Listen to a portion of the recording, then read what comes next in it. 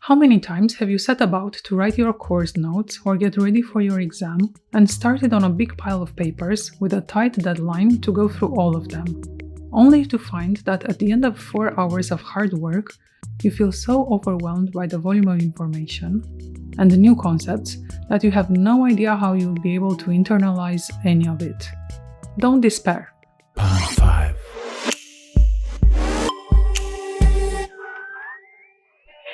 Many of us go through exactly the same thing, as it turns out that this type of cognitive load is something every human being is struggling with. But more on this later. For now, just bear in mind that reading a paper is so demanding because your mind is trying to make sense of the central argument the author is making, as well as organize various reasons, claims, or evidence the writer is using to support the main idea. All this while navigating through various parts of the text that do not belong to the argument structure at all. Essentially, a text-based argument will often contain more sentences than just those making up the argument. There will be descriptions, observations, explanations, and it's your job to distinguish all the different elements of the argument from other types of material. And this is where argument maps can help. Rather than trying to put all these elements in a list, or worse, keeping them in your working memory, you can make use of an argument map that has a few advantages over the text-based argument. So why should you use argument maps for improving your critical thinking? Let's discuss these reasons which make an argument map an excellent tool for improving critical thinking skills, as well as helping with memory and improving grades. When we read a text, we tend to follow the order preset by the author. We read the title, then paragraph 1, then 2, 3, and so on. And this is exactly where the problem lies. No author or writer has to follow the typical structure of an argument.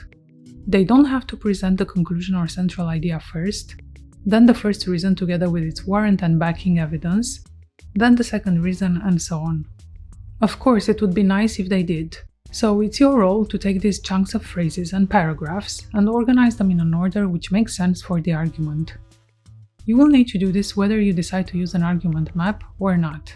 But converting such a text to an argument map can bring a much needed clarity, especially when you're dealing with highly complex arguments that rely on numerous reasons and sub-conclusions to prove a point. Here is what a typical Toulmin model argument would look like. I would argue that you should be able to take any paper and convert its ideas into this model, and by doing so it would help your understanding, not to mention your memory. If you want to find out more about the mental processes you employ when engaged with visual representations, you should know that a study published by the University of Sussex argues that visual representations work better for human understanding compared to standalone texts, and that interaction with diagrams when learning or solving problems seems to deepen our cognition. Although the mechanisms of how this happens are not yet fully understood. I've included the link to the actual study in the description down below. Check it out. Speaking of mental processes, let's discuss cognitive load. How is your critical thinking influenced by your cognitive load? Cognitive load is defined as the mental weight that occurs as a result of using the working memory when you are engaged in learning or solving a problem. As it turns out, working memory is limited to 3 to 5 chunks of information. So imagine you're reading a paper that argues loneliness is more prevalent in young adults using the social media. To prove this point, the author uses more than 10 reasons, all distributed randomly throughout the text, intertwined with descriptions, explanations, and trivia stories. So, the main contributing reasons are not presented in an ordered structure. To make it even more entangled, not all the contributing reasons have backing evidence, while some have more than just one piece of evidence. How could you make sense of all of this without any tools? Well, most of us cannot. Scientists at the University of Wollongong in Australia found that an increased cognitive load will both delay and reduce the overall level of learning. So what can you do? You would definitely need to take notes and organize the material in a more logical manner.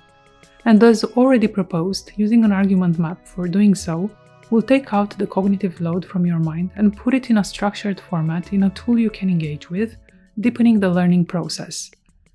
But why would you use argument maps and not some other tools, like plain old lists? Let's take a look. Do argument maps help your critical thinking? Well, studies observing the influence of argument maps on critical thinking have so far shown a lot of promise. Here are a few of these. A scientist from the University of Melbourne found that students who participated in critical thinking courses which used argument mapping tools achieved significant gains in their critical thinking skills. In fact, this study observed that the more the students used argument mapping in their coursework, the greater their improvement in critical thinking was. 3 other researchers from the same University of Melbourne taught a critical thinking course through the use of argument mapping. At the end of the course, they found significant improvements in their students' critical thinking skills. A study published in the Australasian Journal of Educational Technology compared the critical thinking skills of students who either used or did not use argument maps within a critical thinking course. The study found that those who did use argument mapping scored higher than those who didn't. The Monash University also found similar results, with argument mapping often precisely pinpointing where students were wrong, for example confusing helping premises for separate reasons. This made it much easier for them to fix their errors. So yes, argument maps do help your critical thinking, probably more than you think. And research shows that they help significantly more than other traditional pen and paper annotations. Take the time now to subscribe to Argumentful and start using it in your assignments. You should see results that will pay off.